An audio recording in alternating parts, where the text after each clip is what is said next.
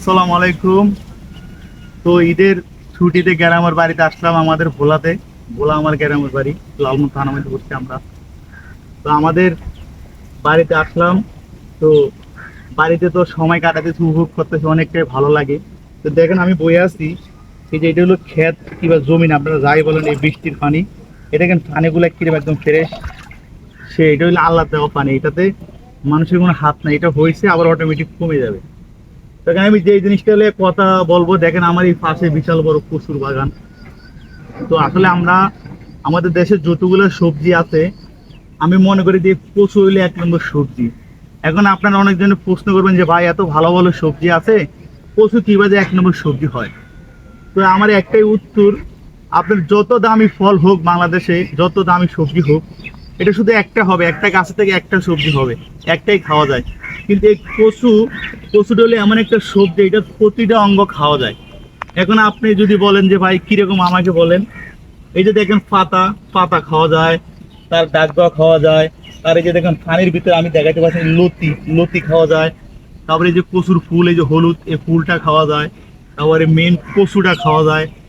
তো একটা সবজিতে আমি হিসাব করে আপনাদের বলি, লতি, ডাগা, পাতা, কচু, তারপরে হলে কি ফুল, এই 5টা অঙ্গ খাওয়া যায় একটা সবজির থেকে। তার মানে তো আমরা ধরতে পারি যে কচু হইলো আমাদের বাংলাদেশের যত সবজি আছে সব সবজির 1 নম্বর সবজি হইলো কচু।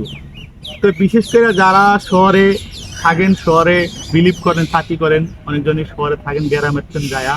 যেমন মনে করেন গ্রাম বলতে আমরা বুঝি রংপুর, নীলফামারী, ভোলা, বরিশাল, তারপরে আরো বিভিন্ন কান্দি আছে ভাই, আমি সঠিক জানিও না এত বিভাগের নাম। কুমিল্লা, কিংবা মনে করেন গাইবান্ধা, তারপরে আপনার যে গোপালগঞ্জ, বিভিন্ন গান্ধা আমি জানি না এত নাম ভাই, আমি আন্তাজি মরলে আবার আমার মনে করেন ডাল মারে। ঠিক আছে। তো যারা ঈদের বন্ধতে যারা শহরে থাকেন, বন্ধ যারা পান ঈদের ছুটি, তারা অবশ্যই গ্রামে আসবেন। কারণ গ্রাম হইলো আপনার নারীর একটা অংশ, গ্রাম। কারণ আমরা সবাই কিন্তু গ্রামের থেকে উঠেই একসময় শহরে গেছি। শহরে যায় হয়তো আপনার কর্মস্থানের ক্ষেত্রে কিংবা পেটের জীবিকার তাগিদায়। আমরা এক একজন এক এক পেশা নিয়ে আছি, কেউ ডাক্তারি করে, কেউ কৃষিকাজ করে, গ্রামের থেকে শহরে যায়, কেউ গার্মেন্টস সারি করে, কেউ সোয়েটার সারি করে, বিভিন্ন সেক্টরে আমরা আছি। তো বিশেষ করে যারা ঈদের বন্ধ পাবেন অবশ্যই আমার মতন গ্রামে আসবেন। আমি গ্রামে আসছি ঘোরার জন্য। তো গ্রামটা হইলো এমন একটা জিনিস যেখান থেকে আপনি, জন্মস্থান হইলো মানুষের নাভি, এখানে মানুষের নাভি থাকে, মানুষের একটা পিছুটান থাকে গ্রাম। আর শহর হলে আপনার শরীরে যখন বল আছে কিংবা যখন যদি আমরা ইনকাম করতে পারবেন, ততদিন আপনি শহরে থাকতেন। বারো ঘরে আপনি কিন্তু বারানা দিলে 1 মিনিট থাকতে দিবে না।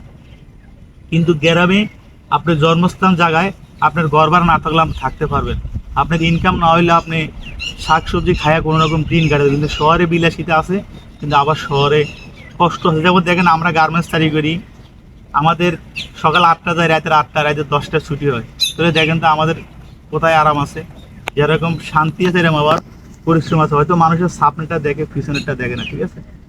তো বিশেষ করে যারা আমার মতন চোখের রুগী আছে, তারা বেশি করে এগুলো প্রচুর শাক খাবেন। গ্রামের কচু শাক, কচুর যে কোনো কচুর অঙ্গ আপনারা খাইতে পারেন। গুড়া মাছ, আমার আম্মা দেখেন 115 বছর বয়স, উনি এখনো চোখে দেখে মার্শাল্লাহ।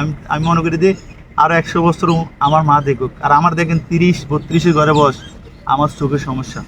তো বিশেষ করে যারা গ্রামে আসবেন, বিশেষ করে শাক সবজি এগুলাই বেশি খাবেন।